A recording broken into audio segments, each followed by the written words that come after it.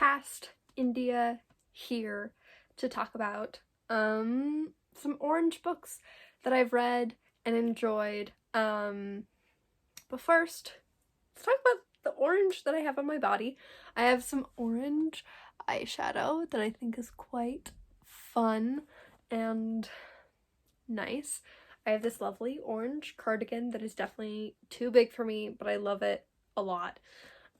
We've got some socks that are orange, and I have a orangey skirt that gives me Sky High vibes. I'm forgetting the name of the character who like has the power to like make things grow, but it's very much in that vein, so to speak. In my attempts to find orange things, we have this planter. Apparently I just have multicolored planters, which is inspired by like the Black Spine Penguin classics that have a bit of orange. This is just one of my favorite things, because it's cute. Is it dangerous for me to put this here? No, I don't think so. Let's like this one too. Just other than that, orange was kind of difficult. Not as difficult as yellow, which you'll see later. But let's talk about some books. Starting with one of my favorite books that I read in 2020, Darius the Great is Not Okay by Adib Khorram. This is YA contemporary about Darius, who is Iranian American, and he and his family are going to Iran and to visit their family. And it's about Darius feeling like he's not Persian enough. Darius is struggling with like insecurities, a tense relationship with his father, all these things, identity, self-compassion, friendship, family. Made me cry a lot. I think one of the key themes of this book is the mental health rep. Darius struggles with chronic depression, so does his dad, and there's rep for taking antidepressants, which is kind of underrepresented. And yeah, just such a good book. The sequel, Darius the Great Deserves Better, is also great.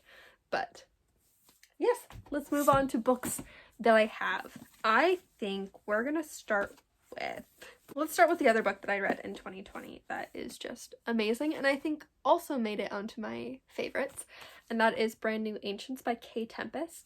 This is a poem about contemporary London and kind of thinking about the ancients and this concept of Greek gods, but more in this sense of everyday godliness, both in like a good way and a bad way, but just like the lives of these people who are normal and simultaneously godly. It's great. I love K. Tempest's work. Let They Meet Chaos is another really amazing collection of poetry, and I would recommend listening to that if you can. Then, on the topic of poetry, we have Old Possum's Book of Practical Cats by T.S. Eliot. This is what the musical Cats is based off of. I've never seen Cats, but, this is just a lovely book that has T.S. Eliot's poems. T.S. Eliot loved a good cat in his poem. The Wasteland features a cat. And this has illustrations by Edward Gorey, who is also well known for doing what's it called?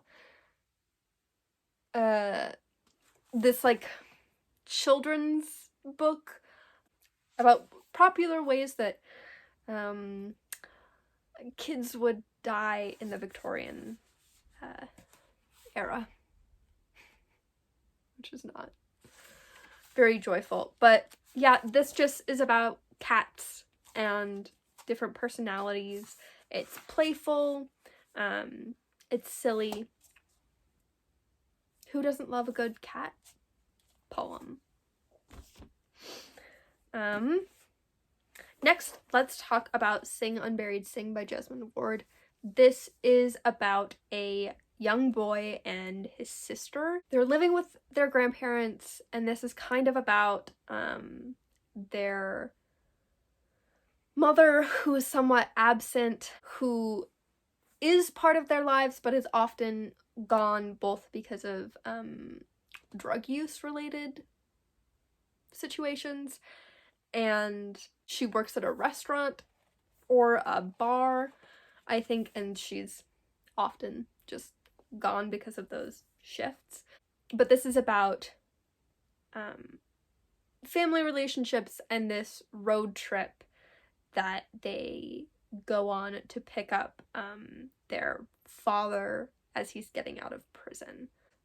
One of the big things that I loved that is the relationship that's depicted between Jojo and Kayla. They're the brother and sister of this book. And it was just beautiful and hard and orange.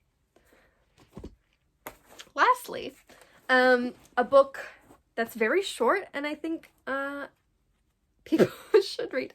A book that is short, and I read for my feminist theory course when I was in college, is Trans: A Quick and Quirky Account of Gender Variability by Jack Halberstam.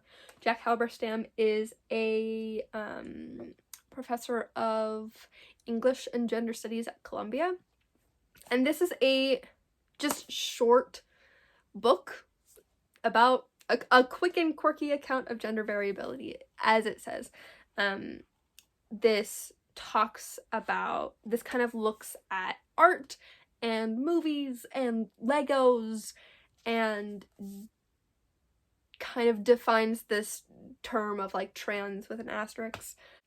It was published in 2018 and just kind of accounts for and provides this basis of understanding what gender variability is, what it can look like, where you can see it, and acknowledging that like it's subject to change. But yes, if you like reading stuff about gender studies, stuff about feminism, I would recommend this. I do love, so instead of like in some books you get like dots to signify a break in chapter or a break in section, and in this one you just get this figure instead of little dots, and I think it's truly beautiful. Thank you for joining me as I talked about orange books. Current me doesn't know what I'm going to be reading for this, but I'm sure it'll be exciting and fun.